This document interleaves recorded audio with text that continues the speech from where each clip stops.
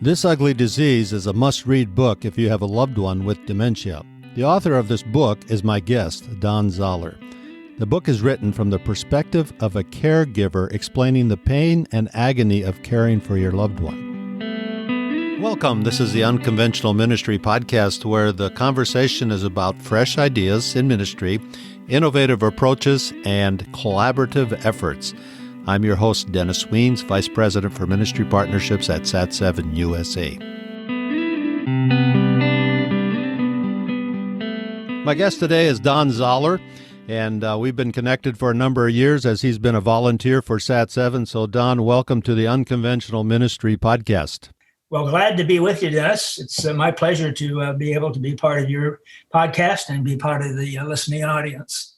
We're going to talk about your writing ability and the amazing things that you're in retirement are writing and helping so many people. But I just wanted to go through a list of accomplishments. You have a bachelor's in business administration from the University of Sioux Falls in South Dakota. You spent 3 years in the military. You had a 40-year career with the United States Department of Interior. And I know you told me once that if I use a GPS, I'm using some of your mapping skills that you helped the Department of Interior with. You did public relations, marketing, program management. You were a liaison between different branches of federal, state, and local governments. And each place that God took you, you were very involved in the local church and teaching and mentoring.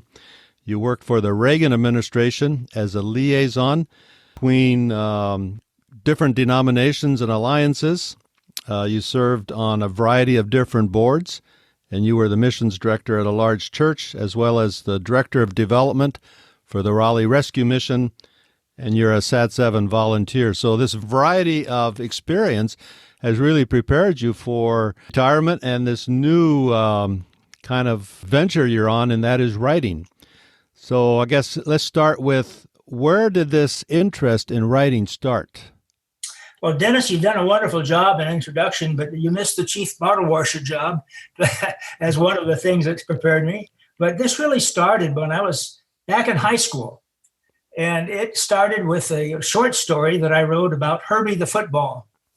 And Herbie the football was a forlorn football who was abused by the high school football team, but was fondly recovered by a little boy who found it in the weeds with mustard wraps all over it, and he gathered it together, and now he's using it for his playtime with his friends. So that was my first story back in high school venture. And then it kind of, the writing episodes went on the shelf for a little while, but I continued my writing and my work, but also as time moved on, I was faced with an event, and a lot of my writing is event-oriented, things that have happened to me I want to share with other people. And of course, that was part of my writing experience. But really, it was never with the intent to commercialize it. My desire was to have it as a ministry. And the expense, the time, the effort, the emotional effort that goes into it, that was all really for the Lord. And he has blessed it, and he has used it in the lives of many people. And that is my reason for writing. That is the philosophy of my writing. Very good. I know some of the titles of your books: Learning to Suffer God's Way, This Ugly Disease, Living Life in the Fourth Quarter, The Master Weaver, Growing Strong in Today's World. And then you've written many unpublished like devotionals for your church. You've also done a longer book, The Last Shofar, which was co-authored with a friend of yours that took multiple years. So a lot of these books seem to come out of your own faith journey. That is correct. Yeah, God has led me in many ways, many venues, and he has given me the opportunity to two things, really: to capture with passion and to capture with curiosity some of the things that I've personally experienced in the lives of other people and myself, and to put them on paper. That's my desire. But I really go back to the idea of passion and curiosity as being the key factors of not only writing, but keeping one young in mind and spirit.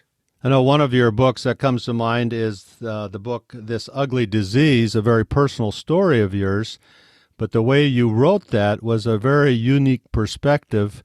Your wife, Bev, going through dementia and you as a spouse providing care.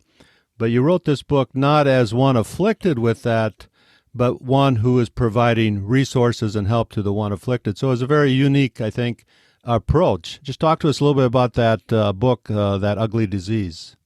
That was written in the latter months, maybe year of Bev's experience with dementia before she passed on to be with the Lord. It was written in a kitchen tabletop style, very informal, very interactive, and with the intent of really expressing to the reader. And I made the book really short because I know that caregivers don't have a lot of time to read. Right. And so I made it short, but I tried to represent in that shortness my experience of what it meant to be a caregiver for one who was afflicted by dementia. And it's covered several aspects of her disease and my involvement as a caregiver. The Lord has blessed that book.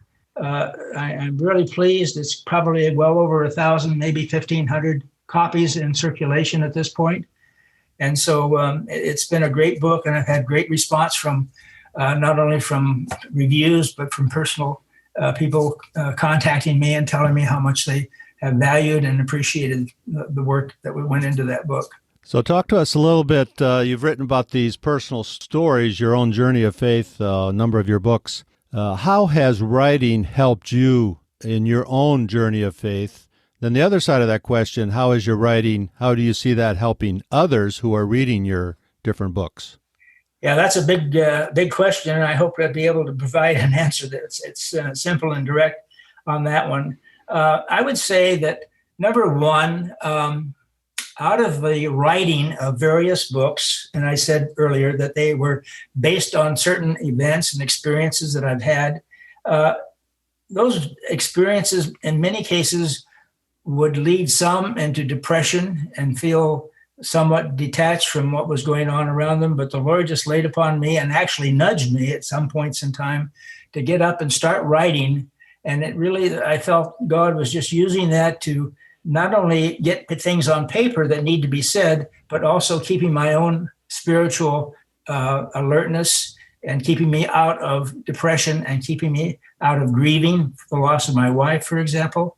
And it was just a wonderful experience, a walk with the Lord. Each time I sit down to write, I just say a prayer and I say, Lord, this is your book. And it's your way of expressing your heart and your mind to people that need to hear and read. I just said, I'm just the writer. I'm just the scribe. You just fill my heart and mind and spirit and hands and my vision with the words that you want to say. Now, how has that helped other people? Across the board with all the 7 or 8 books that have been unpublished works and published works, it has had nothing but positive responses that I've received anyway. Back from it, and people have saying how much they've appreciated and how much they've experienced their growth in their own personal life because of it.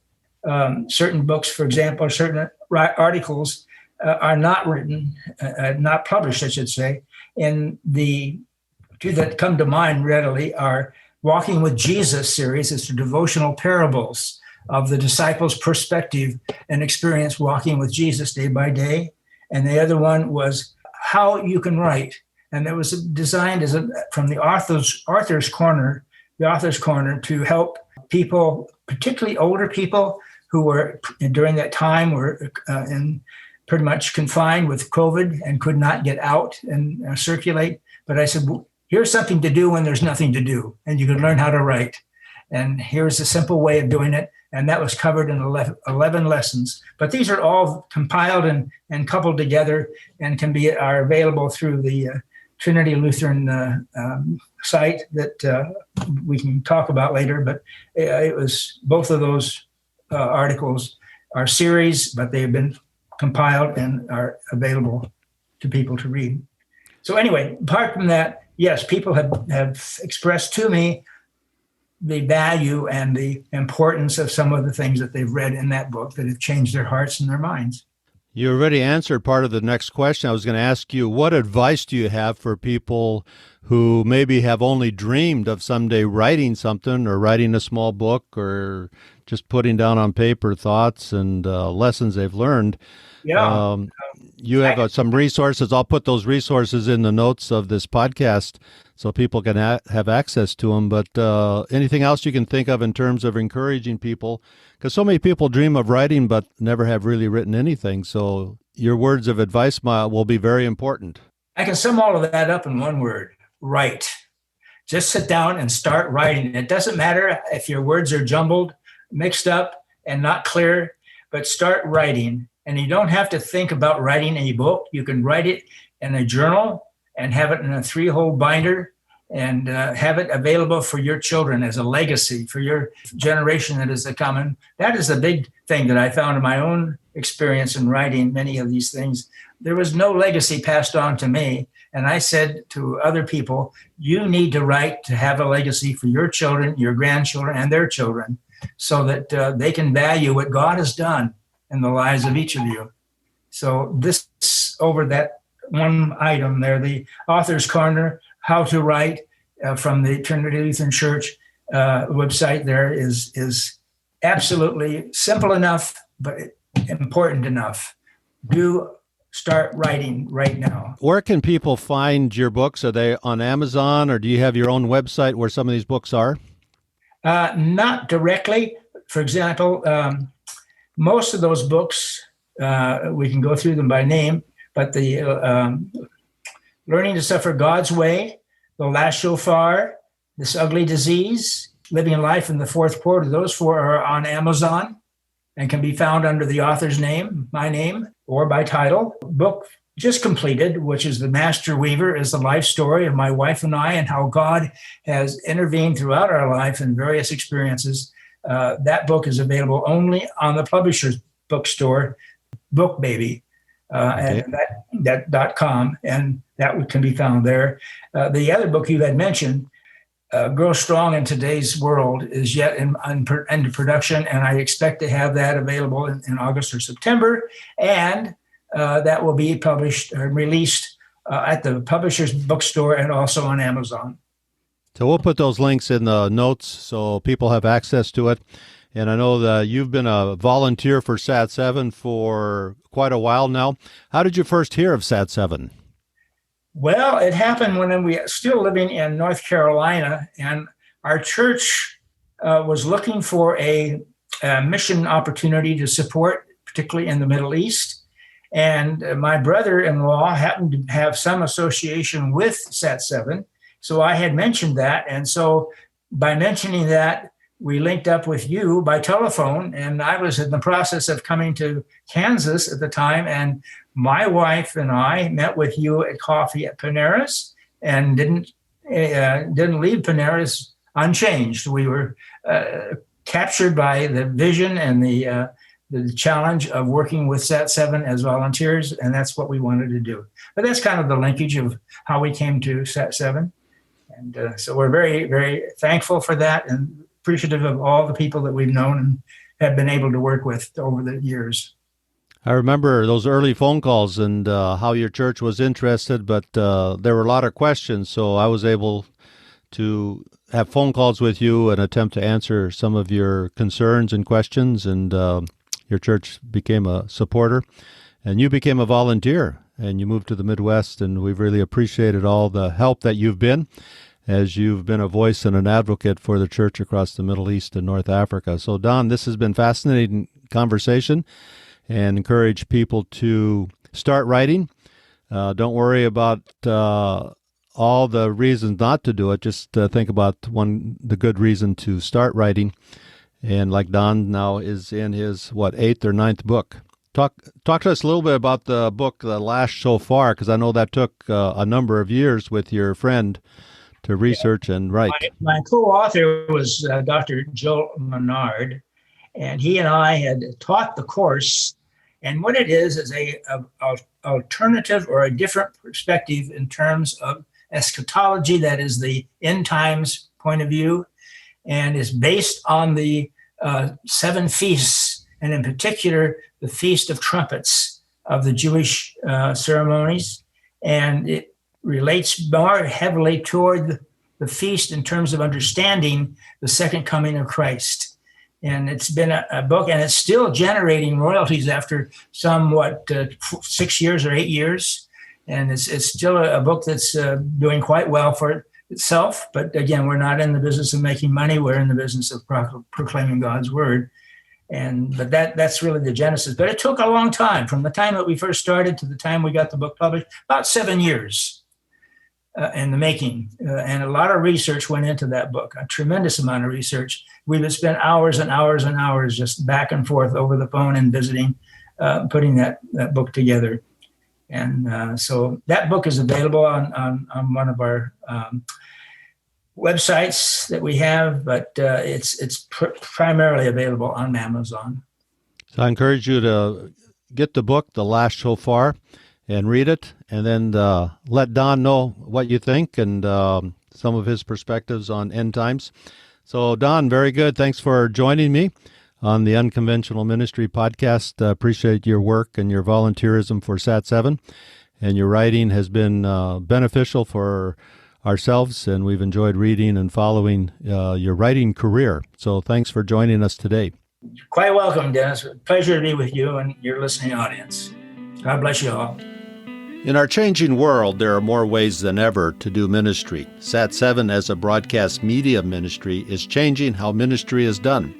Through innovative approaches, collaborative efforts, broadcast satellite television, web streaming, and social media, SAT7 is making a difference. Visit SAT7 online today at sat7usa.org to learn ways you can be a part of this kingdom work. If you've enjoyed this conversation, please share it with your friends. If you know of an unconventional ministry approach, please introduce us. We'd like to have them on as guests. Thank you again for joining this episode of the Unconventional Ministry Podcast.